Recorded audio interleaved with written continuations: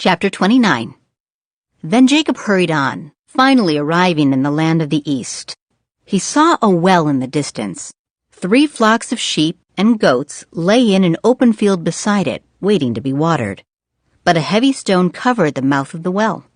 It was the custom there to wait for all the flocks to arrive before removing the stone and watering the animals. Afterward, the stone would be placed back over the mouth of the well.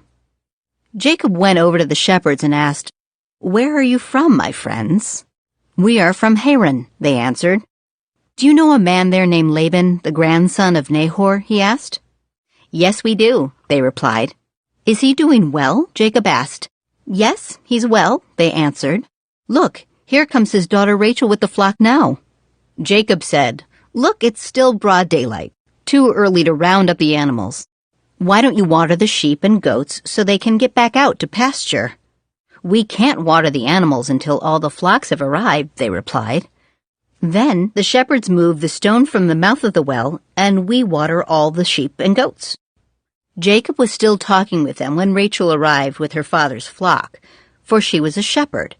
And because Rachel was his cousin, the daughter of Laban, his mother's brother, and because the sheep and goats belonged to his uncle Laban, Jacob went over to the well and moved the stone from its mouth and watered his uncle's flock. Then Jacob kissed Rachel, and he wept aloud. He explained to Rachel that he was her cousin on her father's side, the son of her aunt Rebekah. So Rachel quickly ran and told her father Laban. As soon as Laban heard that his nephew Jacob had arrived, he ran out to meet him. He embraced and kissed him and brought him home. When Jacob had told him his story, Laban exclaimed, "You really are my own flesh and blood." After Jacob had stayed with Laban for about a month, Laban said to him, "You shouldn't work for me without pay just because we are relatives. Tell me how much your wages should be." Now Laban had 2 daughters. The older daughter was named Leah, and the younger one was Rachel. There was no sparkle in Leah's eyes, but Rachel had a beautiful figure and a lovely face. Since Jacob was in love with Rachel, he told her father, "I'll work for you for 7 years if you'll give me Rachel, your younger daughter, as my wife." "Agreed," Laban replied. "I'd rather give her to you than to anyone else. Stay and work with me." So Jacob worked 7 years to pay for Rachel. But his love for her was so strong that it seemed to him but a few days. Finally, the time came for him to marry her. "I have fulfilled my agreement," Jacob said to Laban. "Now give me my wife so I can sleep with her." So Laban invited everyone in the neighborhood and prepared a wedding feast. But that night, when it was dark, Laban took Leah to Jacob, and he slept with her. Laban had given Leah a servant Zilpah to be her maid. But when Jacob woke up in the morning, it was Leah. "What have you done to me?" Jacob raged at Laban. "I worked 7 years for Rachel. Why have you tricked me?"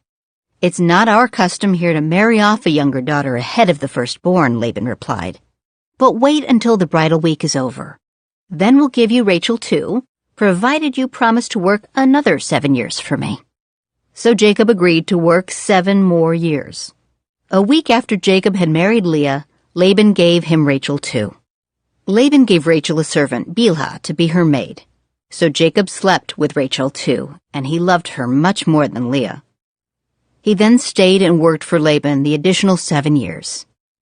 When the Lord saw that Leah was unloved, he enabled her to have children, but Rachel could not conceive.